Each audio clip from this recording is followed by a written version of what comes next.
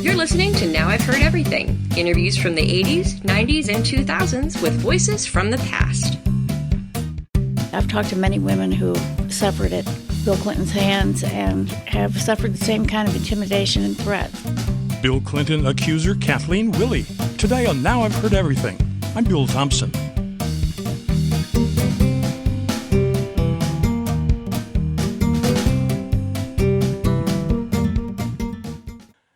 Kathleen Willey was a White House volunteer in the early days of the Clinton administration, 1993, and it was in November of that year that she claims that President Clinton sexually assaulted her in the Oval Office. Mr. Clinton denied the allegations, and many of Willey's detractors, including Linda Tripp, questioned her veracity. Now, Willey claims she was then subjected to a string of threats and intimidation from the Clintons and their supporters, charges which she outlined in her 2007 book called Target. Now, I spoke with her about that book in November of 2007, just as Hillary Clinton was getting into the thick of her 2008 presidential bid. So I questioned Willey about the timing of her book, as you'll hear. So here now, from 2007, Kathleen Willey. Why did you decide to write this book?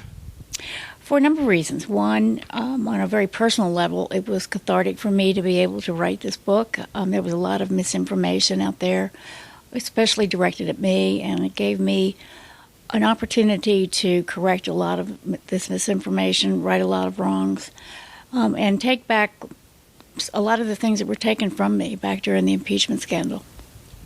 Many people might ask, why not 2 years ago? Why not 2 years hence? We're going into an election season when another person named Clinton is running for president. What's your timing? Well, like I said, personally, it was a good time for me to write the book, but also this is a powerful story. It's about what happens to women like me. I've talked to many women who have suffered at Bill Clinton's hands and have suffered the same kind of intimidation and threats. And we have Mrs. Clinton running for president, and I think that people should read this story before they go and vote. You've made the point in other media interviews that this really isn't a rehash of what happened in the Oval Office that day back in 1993. This is what's happening now, you say. I don't feel like it is a rehash. Of course, it is about that event, which of course started all of this. But it's really a story about threats, intimidation, smear campaign, a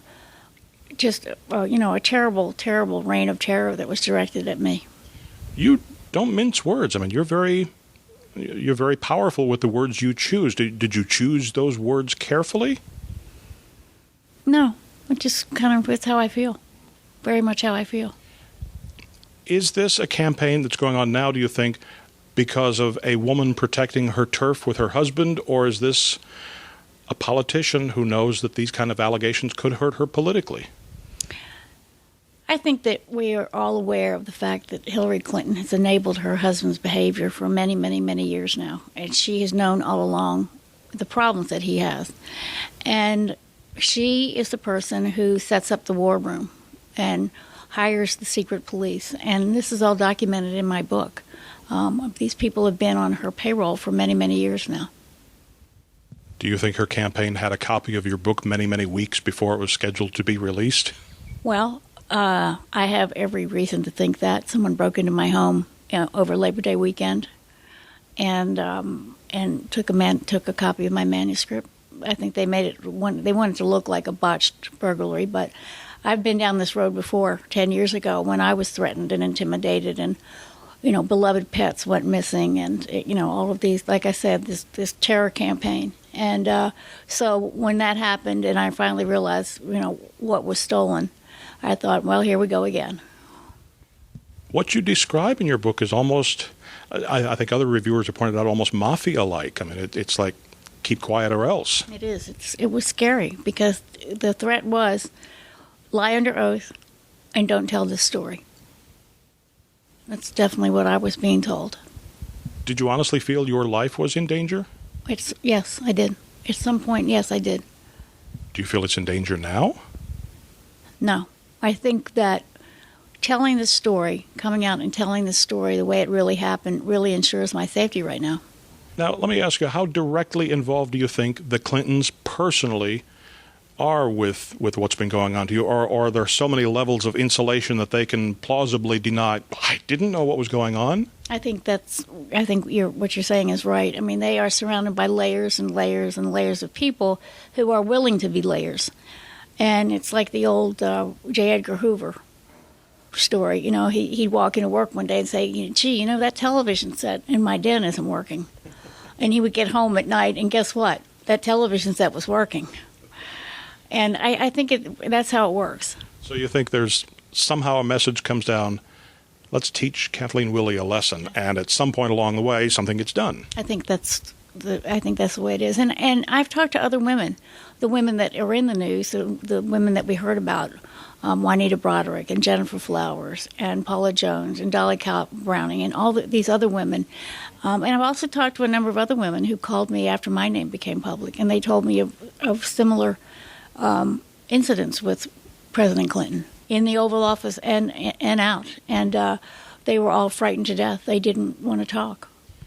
Let me ask your response. I don't know if you've seen, there's a new book about Gerald Ford. He'd given a reporter from Newsweek off-the-record conversation, said, write it when I'm gone, which has now happened. In that book, Gerald Ford mentions having meetings with Mr. Clinton and realizing afterwards that he was always watching every woman in the room. He was like surveying the landscape and really kind of paying peripheral attention to what was being said. Mr. Ford thought that Mr. Clinton had a sexual addiction, and he actually felt kind of sorry for him in that regard. What's your take on that? Well, I talk about that in my book, that from what I've read and the research I've done, Bill Clinton is a sex addict. And the fact that Gerald Ford, with their history and their family of addiction and recovery, and of course Betty Ford chimed in on that conversation too, and she was quoted as saying there are places for Bill Clinton to go to get help with a problem like this, and people go and get treatment, and they do very well. So the fact that they recognized it after spending time with him was a pretty important fact, I think. Is it not something that Hillary Clinton wants to see or acknowledge? She cannot acknowledge it. As I said, she has enabled this behavior for so long, she just can't deal with the fact that it goes on. And two, she needs him for power. She needs him to get elected. And it's been that way all along. They'd have a 30-year plan, and the 30-year plan was he would be elected president, and she would be elected president after that. And we're watching that plan unfold, unless she doesn't win. Right. I sense a fear, not a fear for you personally, but a fear that you have on behalf of the nation if she becomes our next president. We don't need a woman or man in that office who employs secret police to threaten and intimidate people who he or she perceives get in their way or keeps them from achieving the power that they think they deserve. And I am a walking, breathing example of what they do to people. I am amazed after reading your book and listening to you here that you say that you are really not in that great a fear for your own life, your own safety. I mean, I'm assuming, without going into details, that you are taking measures to protect yourself. I'm vigilant. I'm careful. You know, I've got taken measures at my home. And you know, but it started 10 years ago. And when you face those kinds of threats and intimidation, it really never goes away. It changes your whole life. It changes your whole way of looking, of dealing with the world. And I've been very vigilant since then. I keep my eyes open. I can't help but think how far removed this is from your initial experience as Clinton supporter, raising money, going on, being a volunteer, pouring your life into this couple. I was a loyal Democrat. Both my late husband and I were very, very loyal Democrats. We worked real hard on the local and state and national level, certainly in the state of Virginia and where we're both from. And it certainly has changed my mind on the Democratic Party. I'm no longer a Democrat. I'm an independent. But, it was a real eye-opener. It continues to be. Is there anything you would have done differently if, you could press the rewind button and do this all over again? No. No, absolutely not. I think I did the right thing. You're very steadfast. I am strong. And I know what happened that day. I know what happened that day. Your life really changed that day, didn't it? It did. In more ways than just what happened in the Oval Office. We were in the throes of a terrible financial family crisis, and that's the reason I went to see Bill Clinton, to ask him for help. And my husband's body was found the next day. It was ruled a suicide. I have trouble even imagining on a human level just dealing with that set of events without having even factoring in the harassment that followed. How do you get through it? And it was hard. It was just hard. I have very good friends, and I'm a strong woman, and I just wasn't going to let these people get me down. I was not going to let them destroy me. Kathleen Willey is 77 now and lives in Virginia.